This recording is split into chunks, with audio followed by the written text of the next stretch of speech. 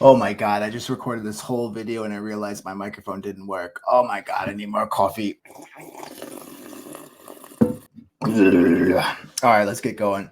So we're going to be talking about the men's Premier Cup, ACC Premier Cup. It's been awesome. Been watching a lot of the matches here, and it's been great. I'm just going to have something to check my microphone's recording during this because that stinks. So the match started at 6 a.m. for me in the United States, so I had to watch it later.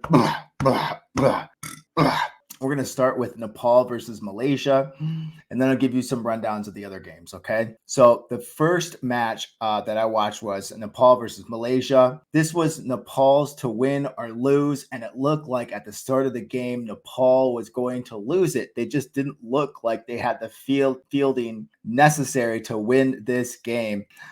It was hard to watch. And the big player for Malaysia during this match was Virandeep Singh in both areas, but especially with the bat. He made 72 runs off of 57 balls. He carried his bat for the short 20 overs that they played. And everybody else on Malaysia's team struggled with the exception of Sharvin Muniandi.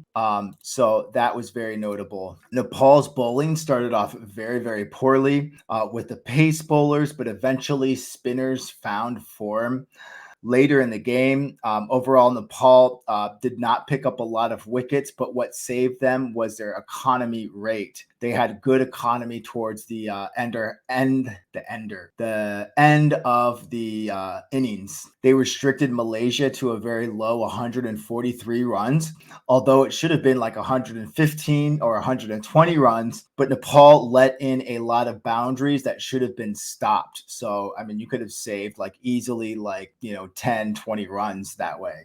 Overall, 8 people bowled for Nepal, which in my mind is a lot of different bowlers bowling.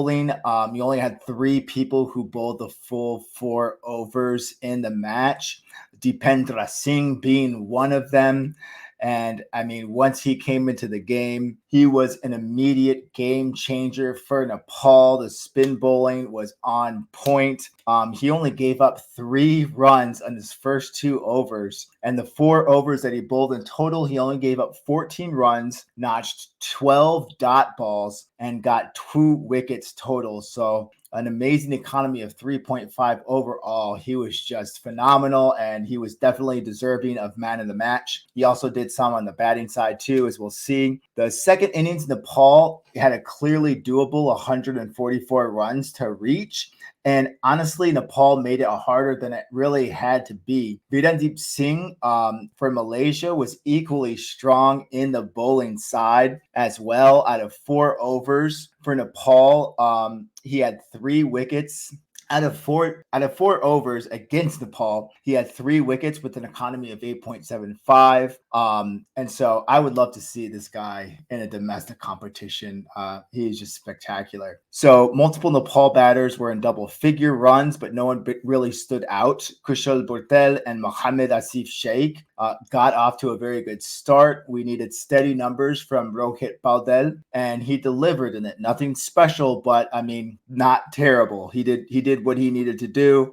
And Dipendra Singh Aire also got 20 runs off of 11 balls, so he's producing in the batting as well as the bowling. Eventually, Nepal got to the target with 4 balls to spare and 7 wickets to spare total. So it wasn't anything impressive, but it was enough to get the win. Going forward for Nepal, we're going to have to see better bowling.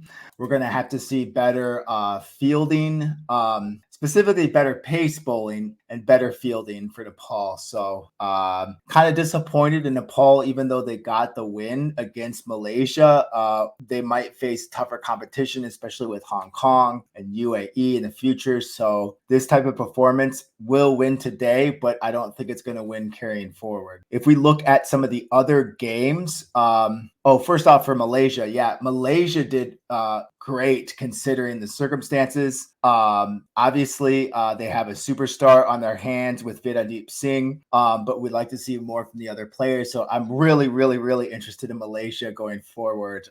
They really impressed me in certain spots today. So let's quickly look at some of the other games. We have Hong Kong versus Qatar. Hong Kong dominated this game against Qatar.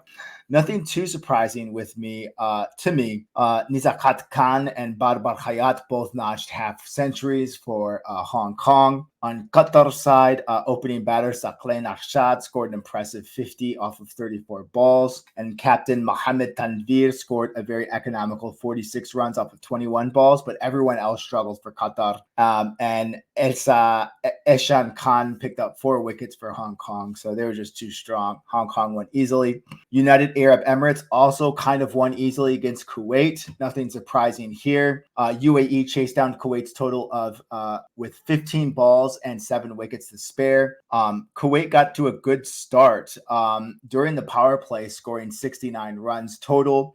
Nothing great, but Clinto Anto had some great numbers with 54 runs off of 23 balls. He got a lot of boundaries with 4 fours and 5 sixes total, but everybody else on the Kuwait roster struggled and couldn't really get going. UAE bowlers look fantastic. Ali Nasir and Basil Hamid both picked up 3 wickets apiece. UAE batting was very scattered, so Captain Mohamed Wasim and Tanish Suri both got the dreaded golden duck.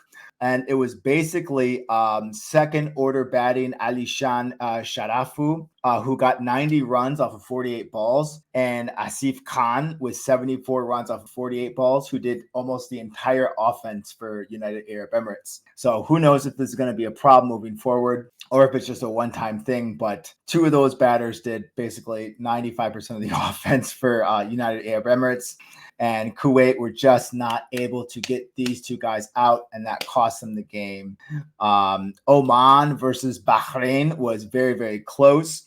Oman just barely had enough to win. Oman scored 48 runs, giving only 1 wicket up in the power play, and Bahrain were not able to get many wickets from Oman. Captain Jishan Maksud went 45 runs off of 25 balls, and the man of the match, Akib Ilyas, went 62 off of 53. So pretty solid numbers on their side. Bahrain opening batters did terrible, giving up 2 early wickets. Imran Ali stayed in the game for a while, getting an even half century before exiting. Oman kept getting important wickets throughout the match, which made it hard for Bahrain to get consistent offense. It'll be interesting to see how both teams do in the next couple of matches. So I'd say overall, it was an interesting day of cricket. Kind of what I expected with United Arab Emirates and Hong Kong. We'll see how they go. Let's take a look at the next matches. I'm going to share my screen here with you guys. So this tomorrow, well, for me, it's like in 4 hours, we have Cambodia versus Kuwait. Expect Kuwait to win that one, but who knows? Bahrain versus United Arab Emirates. I fully expect UAE to win that easily. Nepal versus Qatar. I expect Nepal to win that easily. And Malaysia versus Saudi Arabia. Who knows, but my money is on, well, I don't bet, but my fake money is on Malaysia. But who knows, Saudi Arabia could surprise us, and that would be cool because they've surprised us on the previous tournament, and so has Cambodia. So let's watch and see. That's why we watch the games, right, guys? Thank you so much for watching. Like and subscribe. I'll be covering every day of this tournament. It's just so enjoyable to watch these games, and like and subscribe and follow me along this journey. I'll see you guys later. Peace. Bye.